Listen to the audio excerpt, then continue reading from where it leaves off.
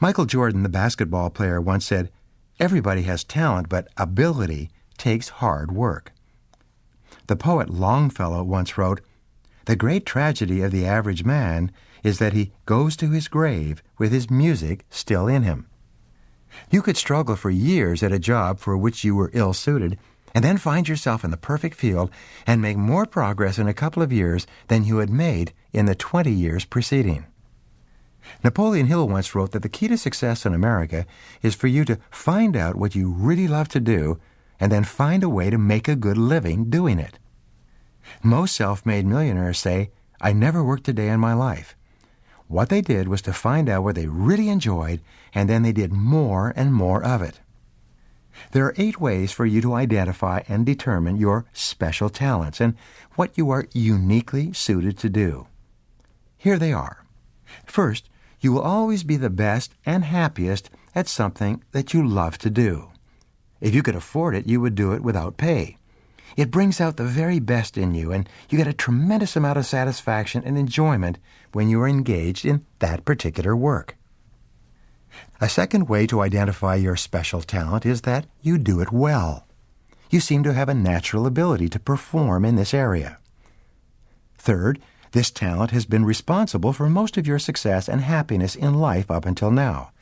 From an early age, it's something that you have enjoyed doing, and from which you got the greatest rewards and compliments from other people. Fourth, it's something that was easy for you to learn and easy to do.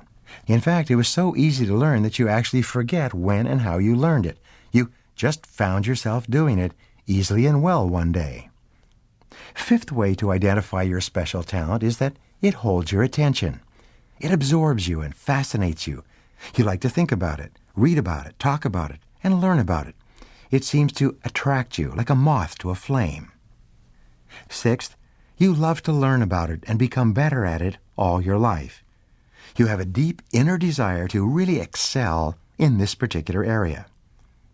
Seventh, when you do act in your area of special talent, time stands still. You can often work in your area of special talent for long periods without eating or sleeping hour after hour because you get so involved in it.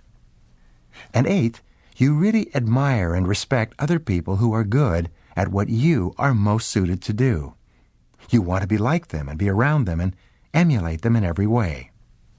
If the above descriptions apply to anything that you are doing or anything that you've done in the past, they can lead you into what you were uniquely put on this earth to do, your heart's desire. Your natural talents are inborn and easy to develop. They are programmed into your subconscious mind. They are what you were put on this earth to do. Your job is to discover this area of natural talent and ability and then to develop it throughout your life. Many skills are complementary. They are dependent on each other.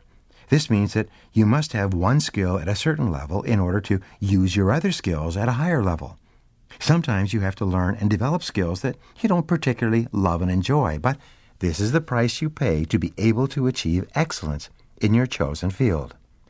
And here's the rule. You could be only one skill away from doubling your productivity, performance, and income. You may only need to bring up your skill level in one area for you to be able to use all of your other skills at a higher level. Remember that all business skills are learnable. Business skills are not genetically determined. If there is any business skill that you need to learn to realize and utilize your full potential, you can learn it by practice and repetition. It's quite common that if you are weak in a particular skill, you will avoid taking action in that skill. You will fall into the trap of learned helplessness. You will say, "Well, I'm not really very good in that area," or "I don't have any natural talent or ability in that skill." But this is merely rationalization and justification. If the skill is important enough to you, you can learn it.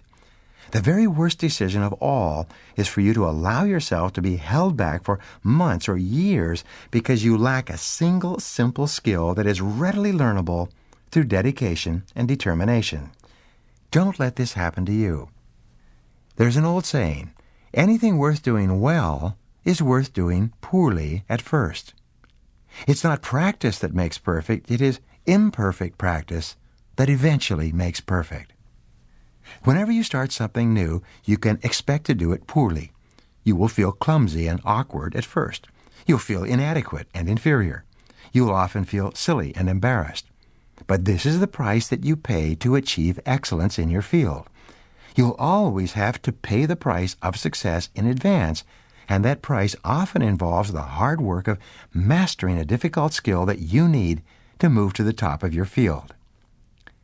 Use the magic wand technique. Imagine that you could wave a magic wand and be absolutely excellent at any particular skill. What would it be?